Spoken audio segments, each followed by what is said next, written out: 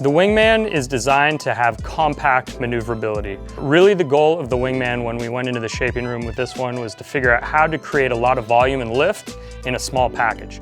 The great part about that, you get a lot of speed, but with that compact length, the board is very maneuverable for airs. The Wingman features kind of a more volume-inspired mid-body that tapers at the tip and the tail. A lot of the lift and buoyancy of the board is in the center line, which allows us to create a board that rides much bigger than the size that it actually is. On the base of the board, you'll notice very clean base characteristics. It's got a very flat rocker line at the tail that blends to a turned up nose. At the tail, it's a dual channel exit past the trailer fins. The Wingman actually features kind of a unique trailer fin setup. Most trailer fins are set on the outside of the channels, where on the Wingman, they're set actually very close to center line. What this does for an athlete is it allows the board to offer maximum grip off the back foot without interfering in the speed or the maneuverability. You then transition into the larger surf style fins at the front of the board. It can be ridden either way. It can be ridden as a 2-fin larger surf fin or as a quad style fin, depending on the grip and speed you're looking for.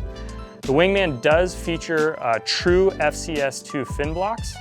The great part about FCS2 is it is a toolless system, so when you pull this thing out of the box, you can pop them in and you're right to the lake. If you want to make sure that they are locked in place, they do feature the Allen key setup there, so you can lock the fins in place.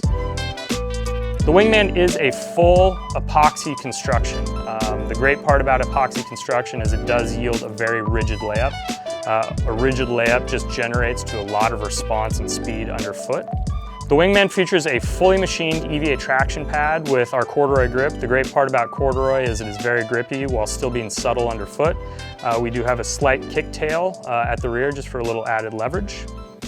You'll notice that at the tail of the Wingman you have a dual wing design into a swallowtail.